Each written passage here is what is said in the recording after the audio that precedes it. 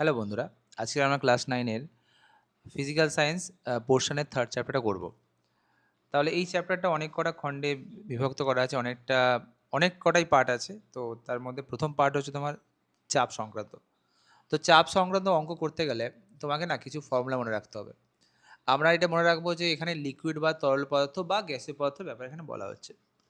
তো আমরা জানি যে তরল বা গ্যাসীয় পদার্থের ফর্মুলা কি হয় চাপের P = hDG, যেখানে h হলো গভীরতা, ডি হলো ঘনত্ব আর জি হলো অভিকর্ষজ ত্বরণ।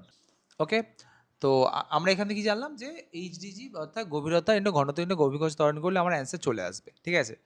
বাট একটা পয়েন্ট তোমাকে মনে রাখতে হবে, যদি কোনো জলাশয় বা নদী বা সমুদ্র, মানে এরকম যদি কোনো ওয়াটার বডি বলে, তাহলে সেক্ষেত্রে না শুধুমাত্র জলের চাপটাই মেন চাপ নয়, ওর ওপর কিন্তু বায়ুমণ্ডলীয় চাপও থাকে। যেমন আমি তোমাকে বলি, ধরে নাও এই একটা সমুদ্র আছে, ঠিক আছে। এবার তুমি জানো এই বিন্দুতে একটা চাপ, জল চাপ প্রযুক্ত করে, তাই তো। বাট তুমি কি জানো, তুমি দেখবে যে হাওয়াও তো আছে, এয়ারও একটা প্রেশার, এয়ার প্রেশার তো অবশ্যই আছে। তো এখানে জলের চাপ বলতে মোট চাপকে বোঝাচ্ছে, অর্থাৎ জলের চাপ প্লাস বায়ুমণ্ডলীয় চাপ, রাইট। তো আগে আমরা কি করব, আগে আমরা ওই যে প্রমাণ বায়নীয় চাপ নির্ণয় করে নেব। উই অলরেডি নো যে প্রমাণ বায়নীয় চাপ বার করার নিয়ম কি হয়। আগে লিখে নিই, প্রমাণ বায়ুমণ্ডলীয় চাপ P0 দিয়ে ধরো প্রকাশ করছে, কি হয় এটা, এটা হয় তোমার ৭৬ সেমি উঁচু পারস্তম্ভের সমান, তাই না, ৭৬ সেমি এইচজি, বা যেটাকে আমি লিখতে পারবো ৭৬। দেখো বায়ুমণ্ডল বেসিক্যালি কি, আমরা বায়ুমণ্ডলের চাপ কিসের দ্বারা নির্ণয় করি, আমরা ব্যারোমিটারের দ্বারা নির্ণয় করি, তাই না। তাহলে যে প্রমাণ বায়ুর চাপ মানে কি ৭৬ সেমি উঁচু পারস্তম্ভের চাপের সমান, অর্থাৎ ৭৬, আর আমরা জানি যে পারদের ঘনত্ব 13.6 ইন্টু 980 এইচডিজি, আবার সেই একই ফর্মুলা, এটা হয়ে গেল। আচ্ছা, আরেকটা জিনিস দেখো, আমাদের যদি বলে, হ্যাঁ আর কি বলেছে, যে বলেছে হ্রদের গভীরতা কত, ধরে নিচ্ছি, ধরি হ্রদের গভীরতা এইচ সেন্টিমিটার। তো এর ক্ষেত্রে চাপ কি হবে, এইচ গভীরতায় তাহলে চাপ কত হবে, চাপ ধরে নিচ্ছি পি দিয়ে প্রকাশ করবো, পি কত হবে, পি হবে তোমার, দেখো দেখো আমি একটু আগে কি বললাম, যে এর চাপ মানে কি বোঝায়, যে কোনো জলাশয় বা হ্রদের চাপ বলতে বোঝায় যে প্রমাণ চাপ প্লাস ওই যে এইচডিজি, মানে তার চাপ, তাই তো। নাকি আবার রিপিট করবো, দেখো এখানে ধরো একটা ওয়াটার বডি আছে, জল একটা চাপ প্রয়োগ করে আমরা জানি, কিন্তু হাওয়াও তো এর উপর একটা চাপ প্রয়োগ করবে, তাই না। তার মানে হ্রদের যদি কোনো চাপ জিজ্ঞেস করে বা জলাশয় বা নদী জিজ্ঞেস করে, তাহলে তোমরা বায়ুমণ্ডলীয় চাপটাকেও অ্যাড করে দেবে, তাহলে বায়ুমণ্ডলীয় চাপ প্লাস এইচ গভীরতা চাপ, ঠিক আছে। আর আমরা সবাই এটা ধরে রেখে দিলাম, এইচডিজি মানে কি হয় তোমরা জানো, এইচডি মানে কি হয়, আহ, 1 মিনিট, আমরা এটা মান নির্ণয় করলাম তো ৭৬ ইন্টু 13.6 ইন্টু 980, আর এইচডিজি মানে কি হবে, আমাদের এইচ এর মান, এইচ আমরা এইচ এর ব্যাপারে জানি না, ডি এর মান জল তো, তাহলে 1 হবে, জি এর মান 980, রাইট। তো আমরা এখান থেকে এবার লিখতে পারবো কি, প্রশ্নানুসারে কি বলেছে বলো, প্রশ্নানুসারে ওরা বলছে যে এই পিটা আসলে হচ্ছে টুপির সমান, তাই না। অঙ্কের মধ্যে লেখা আছে, দেখো পড়ো কোশ্চেনটা এখানে, চলো এটাকে আরো সহজভাবে করে দিচ্ছি। তুমি তাহলে পি কে P0 প্লাস এইচডিজি লিখতে পারবে, তাই না, ইকুয়ালস টু হচ্ছে 2P0। এই তো, এই যে আগের পোর্শনটা ইউজ করলাম, এই পার্টটা ইউজ করলাম, ওকে। তুমি দেখো কি আসছে, H D G equals to 2P0 minus P0, যার মান P0 হয়, ওকে। তাহলে এটা হলো এইচ ডিজি। অঙ্কে চেয়েছে আমার এইচ এর ভ্যালু, রাইট, বা এখানে মান, এখানেই মান বসিয়ে দাও, H into 1 into 980 equals to ৭৬ into 13.6 into 980, 980 চলে গেল, এদিকে থাকলো এইচ, এদিকে থাকলো ৭৬ ইন্টু 13.6, তুমি যদি মাল্টিপ্লিকেশন করে দেখো তুমি কি পেয়ে যাবে, 1033.6 সেন্টিমিটার, বা তুমি চাইলে এটাকে মিটারেও প্রকাশ করতে পারো, 10.336 মিটার। হোপফুলি এটা অসুবিধা হয়নি, খুব সহজ একটা অঙ্ক। এই আরেকটা টাইপ আছে, দেখে নাও, বলছি একটি বহুতল বাড়ির একতলায় জলের চাপ এত দেওয়া আছে, তাহলে 8 মিটার উঁচুতে 3 তলায় জলের চাপ কত হবে? যে P equals to P0 minus এইচডিজি। ওকে, বা তুমি চাইলে এটাকে P1 করতে পারো। P1 কেন? এটা হচ্ছে একতলার জন্য, ঠিক আছে? P1 করে নাও সবচেয়ে ভালো। P1 মাইনাস এত, যেখানে P1 কি তাহলে? একতলায় জলের চাপ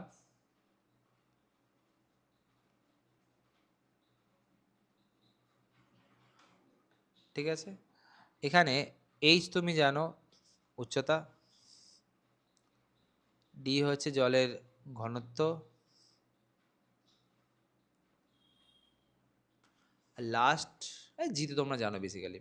তো এই কটা ফর্মুলা আমরা ইউজ করতে পারলে আমাদের কাজ হয়ে যাবে, তাই তো? তাহলে দেখো কি হচ্ছে, এই পি ইকুয়ালস টু কত হয়ে যাবে? পি ইকুয়ালস টু হয়ে যাবে আমাদের, পি মানে এখানে কি বলতো, 3 তলায় চাপ, ইকুয়ালস টু হয়, আমরা আমরা কি পড়লাম? P0 বা P1 মানে কি একতলায় চাপ। তুমি কোশ্চেনটা পড়ে দেখো একতলায় চাপ কত লেখা আছে দেখো। বলছে একতলায় জলের চাপ 5 × 10⁵ পাস্কাল, তাই তো? 5 × 10⁵ পাস্কাল, এটা একক লিখতে হবে না। আর এমনি কি হয়, 8 মিটার উঁচুতে কত হবে তাহলে? এইচডিজি, এইচ 8, ডি জলের ডি কত? জলের ঘনত্ব এসআইতে 1000, আর জি এর মান তো আমরা সবাই জানি কত হয়, 10, তাই তো? তুমি ক্যালকুলেশন করে দেখো কি আসবে। তুমি এটাকে 5 × 10⁻, আচ্ছা তুমি একটা কাজ করতে পারো, এটাকে না 50 করে নিচ্ছি। 50 × 10⁻4, আমি কি করলাম, একটা জিরোকে এঁকে দিয়ে দিলাম, তাহলে এটা 4টে হয়ে গেল। এটা কি হবে দেখো, 8 × 10⁻4। আশা করছি এটা অসুবিধা হয়নি। এটা কেন এরকম করলাম? যাতে আমাদের এদের যে পাওয়ারটা সেম থাকে। দেখো আমি তাহলে 10⁻4টা বাইরে নিয়ে নিতে পারি কমন, তাহলে 50 - 8 আসবে। ওকে, আর 50 - 8 মানে 42 হয়, তাহলে 42 × 10⁻4 পাস্কাল তোমার অ্যান্সার চলে আসবে। বা এটা লিখতে পারো 4.2 × 10⁵, যে কোনো একটা লিখবে, বোথ আর কারেক্ট। ওকে, তাহলে এটুকু মনে রাখতে পারবে। আরেকটা টাইপ হচ্ছে তোমার ওই ঘনত্ব, আয়তন আর ভরের। এখানে বললো যে ধরো তিনটি, আমি লিখে বলছি, রাইট? তাহলে এই ঘনত্বর মধ্যে আবার দুটো ভ্যারাইটি আসতে পারে। বললো তিনটে ঘনত্ব দিল বা রেশিও দিল, মানে তাদের যে অনুপাত দিল, ঠিক আছে, 3 হবে, V3 D3। বললো যে সমভরে যদি মিশাও তাহলে মিশ্রণে ঘনত্ব কত হবে? তাহলে এর জন্য একটা খুব ভালো ফর্মুলা হয়। কি ফর্মুলা আছে দেখো, এর ফর্মুলা হয় ঘনত্ব D equals to 3d1 d2 d3 by d1 d2 plus d2 d3 plus d3 d1। Exam হলে কি হয়, অনেক সময় তিনটে দ্রবণ দেয় না, ঠিক আছে? তো সেক্ষেত্রে কি হয় দেখো, যদি ধরে নাও যে এই সেম ভাষা দিলাম, যদি দুটি তরল বললো, দুটি তরলের ক্ষেত্রে কি হবে? ওকে, আচ্ছা তাহলে আমি এটা কীভাবে লিখতে পারবো দেখো, একটু ক্লিন করে দিই এটাকে। হ্যাঁ ঠিক আছে, so we can write D equals two, দেখো সেম ভাষা হবে, ঠিক আছে, শুধুমাত্র এখানে d1 d2 থাকবে, d3 থাকবে না। তাহলে সেক্ষেত্রে হয় 2d1 d2 by d1 plus d2।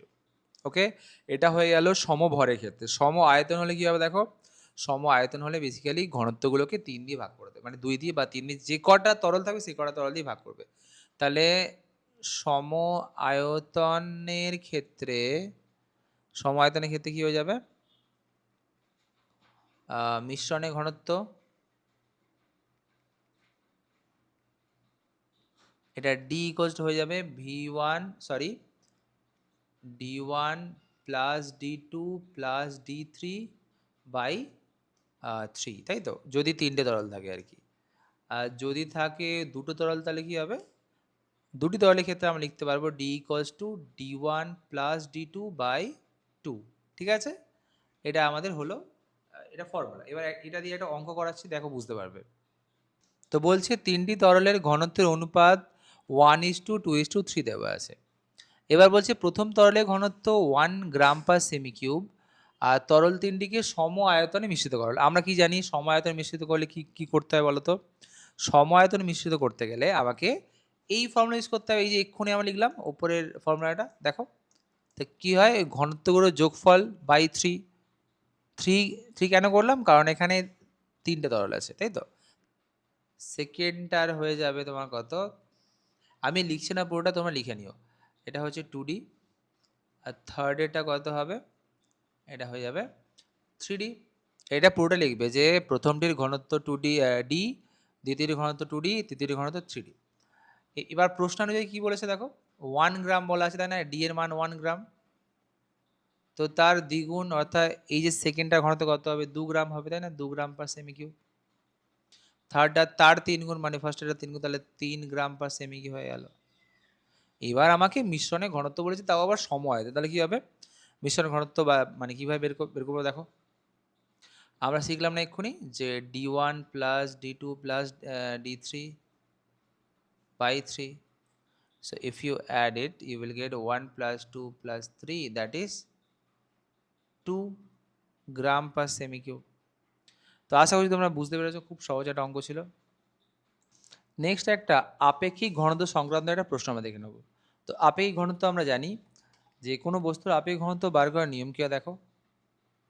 আচ্ছা, এটাকে আপেক্ষিক ঘনত্ব আবার গুরুত্বও বলে। আপেক্ষিক গুরুত্ব আপেক্ষিক ঘনত্ব একই জিনিস, ঠিক আছে? এটাকে এস দ্বারা প্রকাশ করা হয়, এস দিয়ে প্রকাশ করবো আমরা, ঠিক আছে? আচ্ছা, লেটস ক্লিন ইট প্রপারলি। এটা কি হয়? ডি বাই ডি ডাব্লু, ওকে? যেখানে ডিটা কি পদার্থের ঘনত্ব, মানে যে পদার্থের ব্যাপারে লেখা থাকবে তার ঘনত্ব, আর ডি ডাব্লু কি এখানে 4 ডিগ্রি সেলসিয়াস উষ্ণতায় জলের ঘনত্ব। ওকে, এইটুকু তুমি মনে রাখতে পারবে। এবার দেখো একটা কোশ্চেন, রূপর আপেক্ষিক গুরুত্ব দেওয়া আছে। দেখো রূপর আপেক্ষিক গুরুত্ব কি দিয়ে প্রকাশ করবো আমরা? এস দিয়ে। তাহলে লিখবো রূপর আপেক্ষিক গুরুত্ব এস ইকুয়ালস টু 10.8। এবার বলছে যে এসআই পদ্ধতিতে রূপর ঘনত্ব বার করতে হবে। এর মানে কি আমাকে রূপর ঘনত্ব চেয়েছে তাই না? ঘনত্ব মানে কি ডি, ডি চেয়েছে। আমরা সবাই জানি যে এস ইকুয়ালস টু কী হয়? ডি বাই ডি ডাব্লু, ঠিক আছে? তো ডি ডাব্লু আমাদের চেয়েছি ডি, তাহলে ডি কত হবে? এস ইন্টু ডি ডাব্লু, যেখানে ডি ডাব্লু তোমরা জানো 4 ডিগ্রি সেলসিয়াস উষ্ণতায় জলের ঘনত্ব। তাহলে এস এর মান আছে 10.8, আর 4 ডিগ্রি সেলসিয়াস উষ্ণতায় জলের ঘনত্ব কত হয়? 1000, তাই না? তোমার আনসার হয়ে গেল 10800 কেজি পার মিটার কিউব। আমরা কেন কেজি লিখলাম? কারণটা এসআই পদ্ধতি হচ্ছে, তাই না? আর এখানে লিখে নিতে পারো 4 ডিগ্রি সেলসিয়াস উষ্ণতায় জলের ঘনত্ব ডিডাব্লিউ হবে 1000 কেজি পার মিটার কিউব। ওখানে ভুল করে গ্রাম পার সেমি কিউব লেখা আছে, তোমরা ঠিক করে নেবে। যে আপেক্ষিক গুরুত্ব বা আপেক্ষিক ঘনত্বের কোনো একক কিন্তু হয় না, ঠিক আছে? ভুল করে দেবে না, দিলে নাম্বার কেটে নেবে পুরো। এটা আরেকটা টাইপ আছে দেখো, এর মোটামুটি 2-3টে টাইপের কোশ্চেন করলে ওর বাইরে আর আসে না। এটা আরেকটা টাইপ দেখে নাও। এটি পাত্রে 1.8 আপেক্ষিক গুরুত্বের 108 গ্রাম সালফিউরিক অ্যাসিড। তার মানে কি? ফার্স্ট লাইনে কি বুঝলাম আমরা? সালফিউরিক অ্যাসিডের অঙ্কের মধ্যে দেওয়া আছে 1.8, ওকে? আমরা বেসিক্যালি সালফিউরিক অ্যাসিড আপেক্ষিক গুরুত্ব লিখে নিলাম, ঠিক আছে? আর কি দেওয়া আছে দেখো, ওর ভর দেওয়া হয়, তাই না? তাহলে সালফিউরিক অ্যাসিড এর ভর সেটা কি হয়ে গেল? 108 গ্রাম। দেখো আমরা জানি সিজিএস পদ্ধতিতে সালফিউরিক অ্যাসিডের আপেক্ষিক গুরুত্ব আর আপেক্ষিক মানে ঘনত্ব একই। আবার বলছি, সিজিএস পদ্ধতিতে মানগত দিক থেকে আপেক্ষিক গুরুত্ব আর ঘনত্ব একই ব্যাপার। তো ঘনত্ব কত হবে? তাহলে সেই একই হবে। এই ঘনত্ব ধরে নাও D1 দিয়ে প্রকাশ করছি। আচ্ছা, এগুলো S1 করে নাও। S1, এটা M1, এটা D1 ইকুয়ালস টু 1.8ই তো হবে, তাই না? শুধুমাত্র একক সহ লিখতে হবে, হলো এটা। আচ্ছা, চেয়েছে কি আমার? এবার বলছে যে আচ্ছা নেক্সট পার্টের দেখে দেখো আমাদের ফার্স্ট লাইন থেকে আর কি আমি পাচ্ছি। আমার কাছে ভর আছে, আমার কাছে ঘনত্ব আছে, তাহলে আমি আয়তনও পেয়ে যাব। তাহলে সালফিউরিক অ্যাসিডের আয়তন কি হবে? আমরা জানি আয়তন বার করার ফর্মুলা কি হয়? ভর বাই ঘনত্ব। তোমরা জানো তো এম ইকুয়ালস টু ভিডি, মায়ের আছে ভোডাফোন, ওখান থেকে ভি ইকুয়ালস টু কী হবে? M by D. জাস্ট এইটুকু ফর্মুলা আমরা ইউজ করলাম।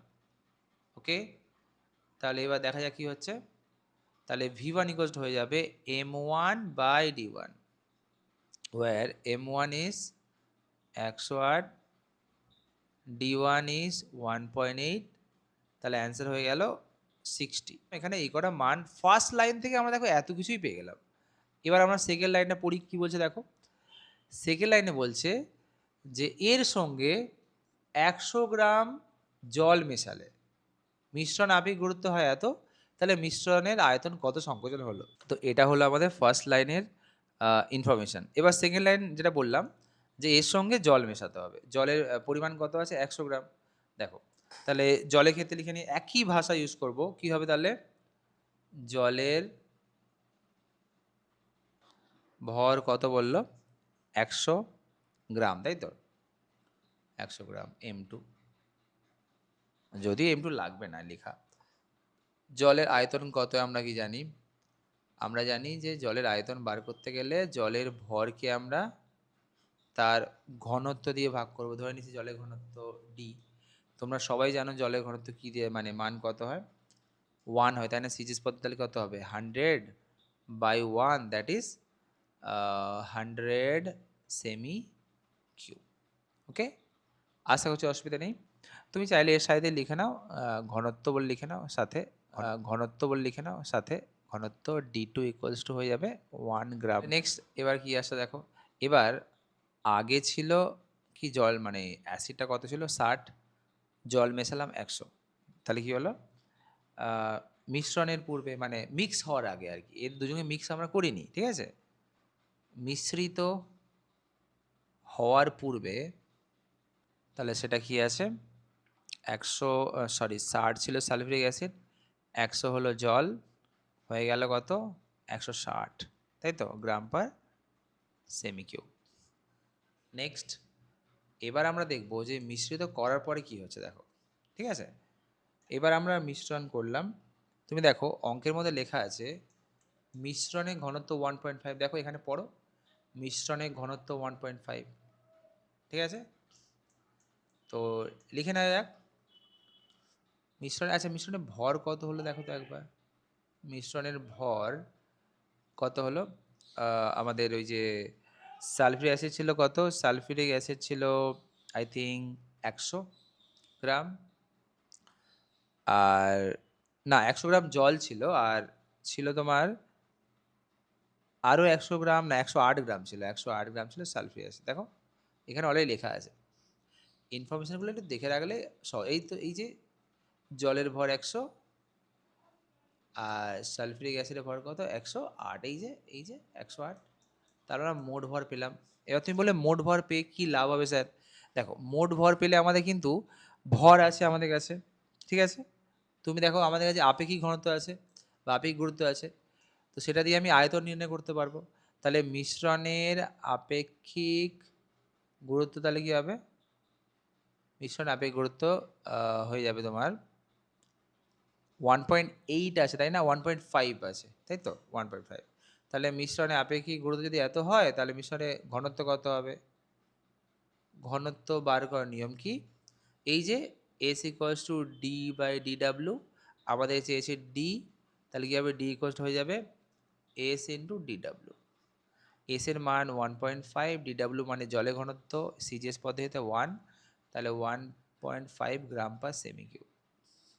তাহলে মিশ্রণের আয়তন তুমি আরামসে পেয়ে যাবে। দেখো আয়তন মানে কী হয় বলো, মিশ্রণের ভর বাই মিশ্রণের ঘনত্ব। মিশ্রণের ভর কত দেওয়া আছে 208, মিশ্রণের ভর দেওয়া আছে 208, ঘনত্ব দেওয়া আছে 1.5, হিসেব করে দেখো আই থিঙ্ক আমাদের অলমোস্ট 138.67 সেমি কিউব আসবে। হলো, দেখো আগে ছিল 160 আয়তন তাই না, 160 সেমি কিউব, দেখো এই যে। আচ্ছা এখানে আয়তনের একক, আয়তন একক ঠিক করে নাও তো, এটা গ্রাম হবে না, এটা সেমি কিউব হবে, তাই তো সেমি কিউব। এগুলো একটু সিলি বিষয়ে তোমরা ঠিক করে নিও, এত সেমি কিউব। আচ্ছা নাও এবার আমরা বিয়োগ করে দেবো, আগে ছিল 160, এখন হয়েছে 138.67। তাহলে বর্তমান আয়তন কত হবে, বা আমি লিখতে পারি যে আয়তন সংকোচন কত হবে, 160 মাইনাস 138.67, তাহলে 21.33 সেমি কিউব অ্যান্সার হয়ে যাবে। হোপফুলি ঠিক আছে, বুঝতে পেরেছো? এই টাইপের আরেকটা লাস্ট করে দিয়েছে, দেখে নাও। একটি পাত্রে 1.8 আপেক্ষিক গুরুত্বের, না এটা তো করলাম এক্ষুনি মনে হচ্ছে, হ্যাঁ, দুটি বস্তুকে সম আয়তনে মিশ্রিত করলে আপেক্ষিক গুরুত্ব হয় 4.5। বলছে কিন্তু সমান ভরে মিশ্রিত করলে আপেক্ষিক গুরুত্ব হয় এত।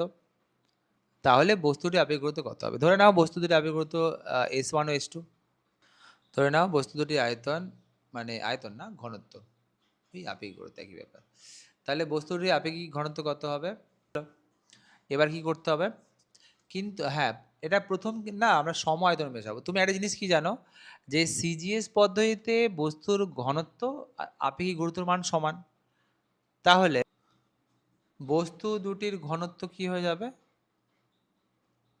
এটাও হয়ে যাবে S1 গ্রাম পার সেমি কিউব ও S2 গ্রাম পার সেমি কিউব। ঠিক আছে, ফার্স্ট লাইনের কাজ এবার আমাদের করতে হবে, যে তাদেরকে সম আয়তনে মেশাতে হবে। দেখো, তো আমরা কি জানি সম আয়তনে মেশালে কি হয়? আমরা জানি এটা ফর্মুলা, যে এটার কি হবে, তার আপেক্ষিক গুরুত্বই তার মিশ্রণে ঘনত্ব সিজিএস হতে না, তাহলে এটা গ্রাম পার সেমি কি হলো। তাহলে সম আয়তনে মেশাবো। দেখো, তাহলে আমরা 4.5 ইকুয়ালস টু কি লিখতে পারবো, যে D1 অর্থাৎ ওই S1 প্লাস S2 বাই 2। এটা কেন লিখেছি বলো তো? আমরা শিখেছিলাম তো যে মিশ্রণে ঘনত্ব ইকুয়ালস টু কি হয়, ঘনত্বদের যোগফল বাই 2। এটা কখন করব? যখন সম আয়তনে থাকবে। তাহলে সম আয়তনেই আছে, লেখা হয়ে গেছে আশা করছি। S1 S2 এর মান কত বেরোবে? তুমি দেখতে পাবে যে S1 প্লাস S2 ইকুয়াল হয়ে যাবে 2 ইন্টু 4.5, তার মানে 9 হলো। আশা করছি এটা নিয়ে কোনো অসুবিধা নেই। এটা সমীকরণ নাম্বার 1 করে রাখো। নেক্সট লাইনে তুমি ভালো করে পড়ো, কি বলেছে দেখো। বলছে যে তাদেরকে না সমান ভরের মিশ্রিত করতে হবে। তো আমরা জানি সমান ভরে মিশ্রিত করলে ফর্মুলা কি হয়? সমান ভরে মিশ্রিত করলে ফর্মুলা হয় ডি ইকুয়ালস টু কি হতো, সেই লিখতাম না 2d1 d2 by d1 plus d2। এখানে ডি এর জায়গায় এস বলে লিখতে হবে, তাই তো? অঙ্কে দিয়েছে কি, এটার মান কত? আই থিঙ্ক 4 দেওয়া আছে, তাই না? দেখো, এই তো। তুমি বলবে যে স্যার এখানে তো আপেক্ষিক গুরুত্ব আছে, সিজিএস তো, সিজিএস আপেক্ষিক গুরুত্ব যা ঘনত্ব তাই। দেখো এই যে আপেক্ষিক গুরুত্ব, আচ্ছা, তাহলে এটা কত, এত গ্রাম পার সেমি কি হলো। তো সমান ভরের জন্য আমাদের কি হয় আমরা জানি, যে ঘনত্ব equals two 2s1 S2 by S1 plus S2। আমি এখানে S1 কেন লিখেছি, কারণ এটা আপেক্ষিক গুরুত্ব আর ঘনত্বের মান সমান সিজিএসে, তাই। তুমি যদি এটা ক্যালকুলেশন করতে পারো, দেখো তোমার অ্যান্সার চলে আসবে। সাজিয়ে নাও কি হবে, বা 2s1 S2 equals to 4s1 plus S2। তুমি আরও ফার্দার দেখো, S1 প্লাস S2 এর মান কত, 9, তাই না? হলো, এখানে বা দিয়ে দাও, অসুবিধা নেই। তাহলে S1 S2 কত হবে, বাই 2 করে দেবো, দুইটা ওইদিকে নিয়ে চলে গেলাম। দেখতে পাচ্ছি আমরা এখান থেকে কত বেরোবে, 36/2, অর্থাৎ 18 বেরিয়ে যাবে। এটা 18 চলে এলো সমীকরণ নাম্বার 2। এবার দেখো তুমি, আমাদের কাছে কি আছে, আমাদের কাছে ভ্যালু বার করতে হবে। দুটো সমীকরণ আছে, তাহলে অপনয়ন করে নেওয়া যাক। তুমি দেখো, আমি চাইলে ফর্মুলা ছিল তো S1 plus S2 equals to 9 ছিল, তাই না? এরকম ছিল ফর্মুলা, দেখো এই যে আমরা ফার্স্ট বার করলাম। তুমি কি এখান থেকে S1 equals to 9 minus S2 লিখতে পারবে? দেখো, এর মানে আমি এখান থেকে ফার্দার কি করতে পারি, S1 এর জায়গায় 9 minus S2 into S2 equals to 18 লিখতে পারবো। মাল্টিপ্লিকেশন করা যাক, কি আসবে করলে। তুমি দেখতে পাবে এটা 9s2 minus S2 square equals to 18। আরও সাজানো যাক, তাহলে কি হবে S2 equals to S2 square minus 9S2 minus plus 18 হবে। এখানে কারো অসুবিধা হলে দেখে না, আমি একটু ভালো করে আরও একবার দেখিয়ে দিচ্ছি। এখানে অ্যাকচুয়ালি স্টেপ জাম্প করলাম, তাহলে কি হবে এটা 9S2 minus S2 square minus 18 equals to 0। ঠিক আছে, আমরা যদি মাইনাস নিই তাহলে কী হবে দেখো, এটা 9S2 হবে, এটা প্লাস, এটা মাইনাস হবে অবশ্যই, এটা প্লাস S2 স্কোয়ার হবে প্লাস 18 হবে ইকুয়ালস টু 0। ঠিক আছে, তাহলে এই মাইনাসটা ওই দিকে নিয়ে চলে যাও, তাহলে কী হবে minus 9S2 plus S2 square plus 18 equals to 0। ঠিক আছে, তাহলে এটাকে আমি আরও ভালো করে সাজাতে পারলে কী হবে, S2টাকে আগে রাখি, তাহলে সুবিধা হবে, দেখতে ভালো লাগবে। S2 square minus 9S2 plus 18 equals to 0। এই যে সমীকরণটা, এখানে স্টেপ জাম্প করেছিল, এখানে ব্যাখ্যা করে দিলাম যারা একটু ম্যাথে উইক তাদের জন্য। তাহলে এখানে দেখো আমি সাজাই, আমি মিডল টার্ম ফ্যাক্টর করে নিতে পারি। দেখো কি হয়, 18কে মিডল টার্ম করলে কত হয়,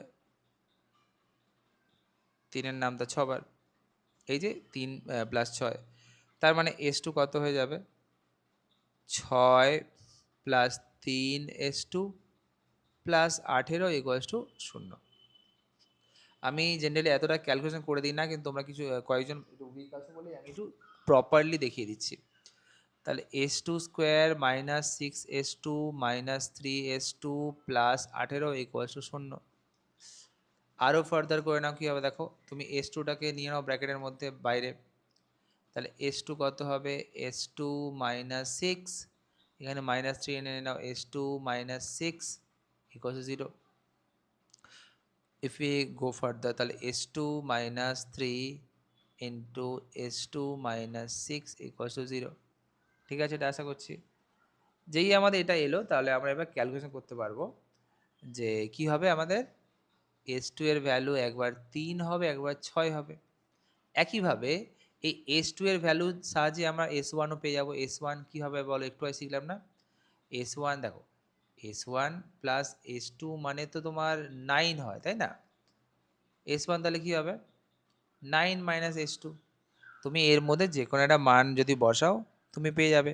এখানে দেখো কি পাচ্ছি আমরা, আচ্ছা এখান থেকে আমরা যদি যে কোনো একটা মান বসে, ধরো আমি এখান থেকে এই যে 3টা বসালাম, তাহলে 9 মাইনাস 3 অর্থাৎ এটা 6 হবে।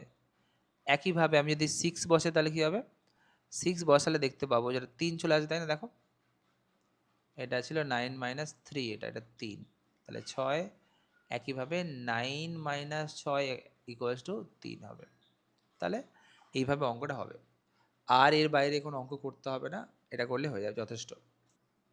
আর একটা টাইপ আছে দেখে নাও, এটা আর্কিমিডিসের নীতির উপর ভিত্তি করে অঙ্কগুলো করা হয়। ঠিক আছে, দেখো কি বলছে, একটি নিরেট বস্তু জলের এত অংশ নিমজ্জিত আছে, মানে জলের মধ্যে এত অংশ নিমজ্জিত আছে, তার মানে এই ধরনের একটা মানে জলের স্তর, এটা সাপোজ, আর একটা বস্তু আছে, এই বস্তুর এই নিচে হচ্ছে তোমার 4/5 অংশ আছে, ওপরে কি আছে আমার দেখার কোনো দরকার নেই, কারণ এই ধরনের অঙ্কের ক্ষেত্রে আমাদের নিচের অংশটার ওজনটাই বেশি ম্যাটার করে, মানে মেনলি ম্যাটার করে আর কি।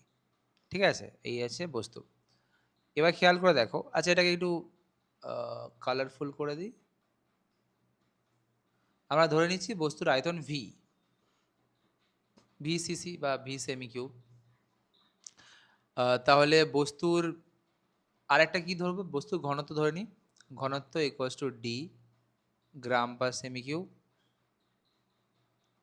ওকে, তাহলে বস্তুর ভর কত হবে, আমরা জানি ভর মানে কি হয় V into D, right.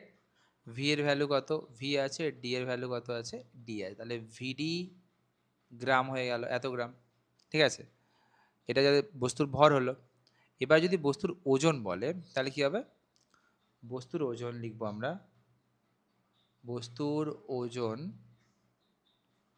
Equals to হয়ে যাবে তোমার, এটাকে W1 করে নাও, এটার মান হবে কত, আমরা জানি যে ওজন মানে mg হয়, তাই তো। তাহলে কি হলো mg, m এর জায়গায় কত আছে ভি ইন্টু ডি, mg হলো, আর জি এর ভ্যালু কত হয় 980, এরকম থাক। এত কি এত ডাইন, তাই তো? আচ্ছা দেখো, এটা আমাদের ফার্স্ট পার্ট গেল যে আয়তন দিয়ে আমরা এত এত কিছু পেলাম। একটা জিনিস তুমি কি মনে রাখবে, যে বস্তুর যত অংশ নিমজ্জিত আছে সেই অংশেরই তরল সে অপসারিত করবে, তাই না?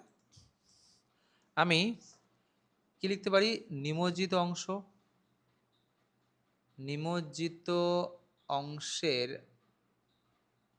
আয়তন কত হবে, ইকুয়ালস টু হয়ে যাবে 4/5 তাই না, এত সিসি বা এত সেমি কিউব। তো এটাই আমাদের অপসারিত জল হবে, যত অংশ নিমজ্জিত তত অংশ অপসারিত হয়, তাই না? অপসারিত অংশের, অপসারিত জলের আর কি, এখানে জল বলেছে, তো জলের আয়তন কত হবে সেটাও 4/5 সেমি কিউব হয়ে যাবে।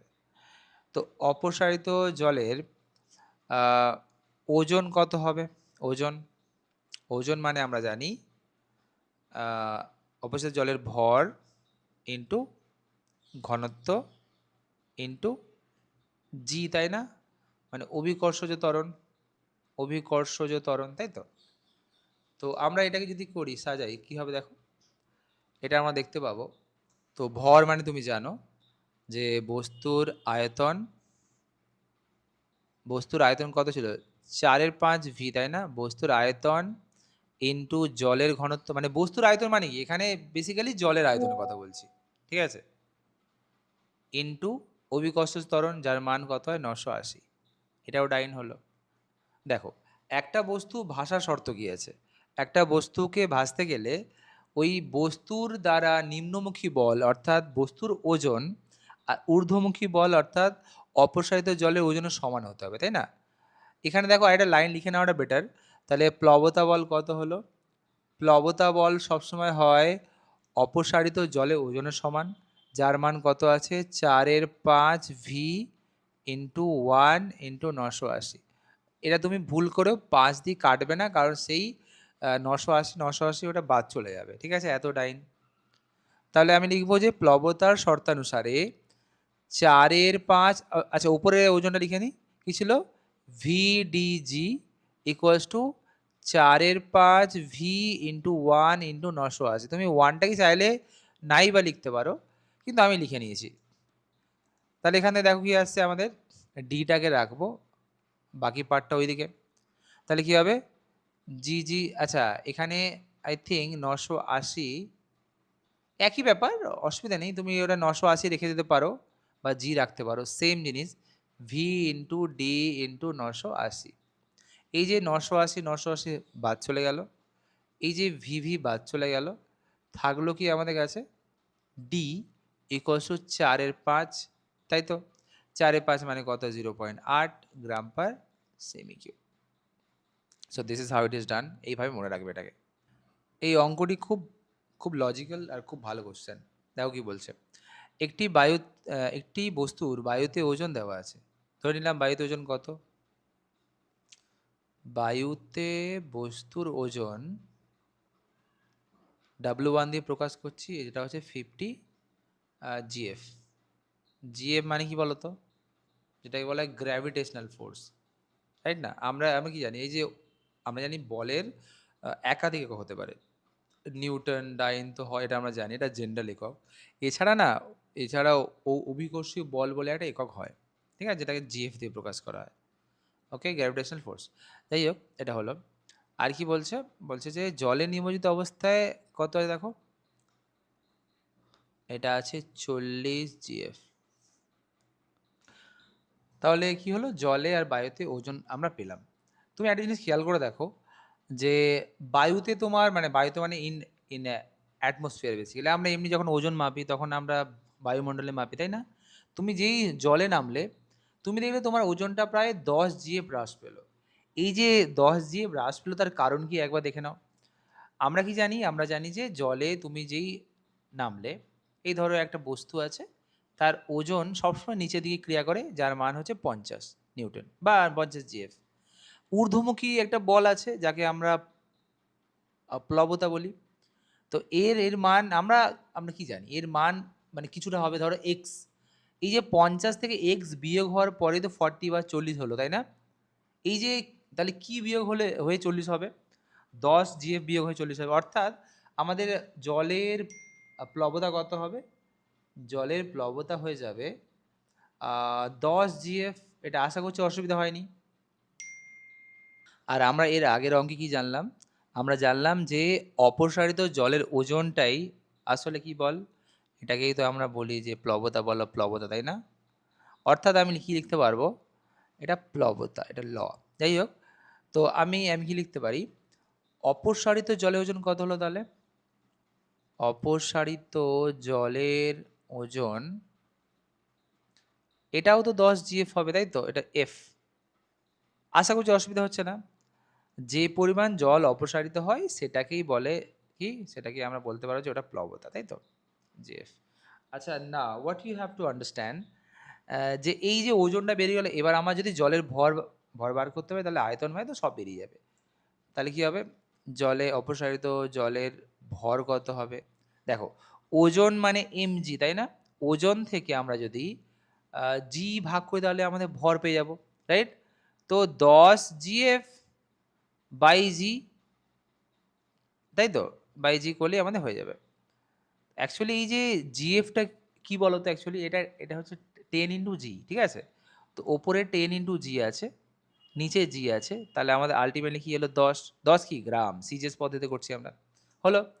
আচ্ছা, নেক্সট আমাদের কি দরকার? আমাদের ওজন বা ভরেই শেষ না, আমাদের আয়তনটাই মেন ফ্যাক্ট কিন্তু।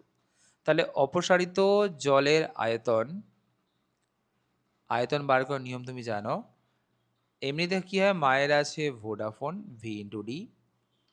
তো ভি কি হবে তাহলে? M by D. এম হচ্ছে ভর 10, আর ডি জলের ঘনত্ব কত? 1। তাহলে দেখবো আমরা 10 সেমি কিউব হয়ে যাবে। এককগুলো মনে রাখবে ভালো করে, হলো। তাহলে অপসারিত জলের আয়তন পেলাম। আর আমরা কি জানি যে বস্তুর আয়তনটা যা হয় সেটাই অপসারিত হয়, সেই সেই পরিমাণ জলে অপসারিত। তাহলে কি হলো? বস্তুর আয়তন কত হবে? বস্তুর আয়তন হবে 10 সেমি কিউব। হোপফুলি এটাতে তোমার কোনো অসুবিধা হয়নি, তাই না? এখন কিন্তু অঙ্কটা কিছুটা বাকি আছে, দেখে নাও। Now what you have to understand, যে বস্তুটাকে অন্য একটা তরল পদার্থে আমি ডোবাবো। দেখো, অঙ্কটি ভালো করে পড়া যায়। বলছে যে বস্তুটাকে এত ঘনত্বে তরলে নিমজ্জিত করলে তখন ওজন কত হবে। তো আমরা যদি ওই অপসারিত জল, মানে যে জল না, তরল পদার্থর ওজন বার করতে পারলে আমাদের অ্যান্সার বেরিয়ে যাবে। তাহলে আমি কি লিখতে পারবো? যে 1.5 গ্রাম পার সেমি কিউব ঘনত্বের এর আয়তন কত হবে? এর আয়তনও সেমই হবে, তাই না? এটা সেম হওয়ার কারণ কি বলতো?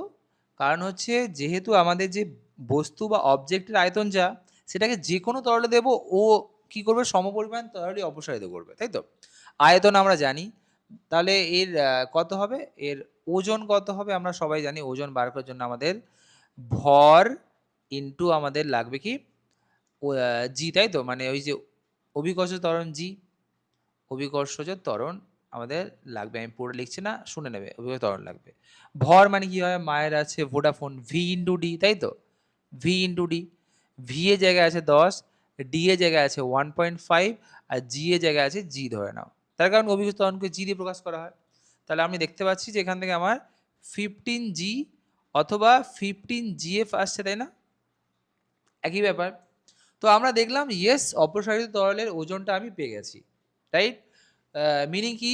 এটাই তো তার প্লবতা বল, তাই তো? স্টেপ বাই স্টেপ আরেক দুবার দেখে নেবে, আরামসে বুঝতে পারবে। তাহলে এটা কি হবে? প্লবতা 15 জিএফই হবে, কারণ অপসারিত তরলের ওজনটাই আমাদের এখানে প্লবতা। সুতরাং বায়ুতে ওজন ছিল কত? তাহলে এখন ওজন কত হবে? এখনকার আপাত, এটা লিখে না, বস্তুর আপাত ওজন। এটা দেখো, তাহলে বস্তুর আপাত ওজন বার করবো কি করে আমি? বস্তুর বায়ুতে ওজন ছিল কত? এক মিনিট দেখে নাও। 50 ছিল, আই থিঙ্ক, ইয়েস 50। ঊর্ধ্বমুখী বল কত? 15 জিএফ। তার অ্যাকচুয়াল তাহলে কত হবে? অপোজিট সাইড গেলে আমরা জানি বিয়োগ করতে হবে, তাই তো? তাহলে 50 মাইনাস 15, দ্যাট ইজ 35 জিএফ।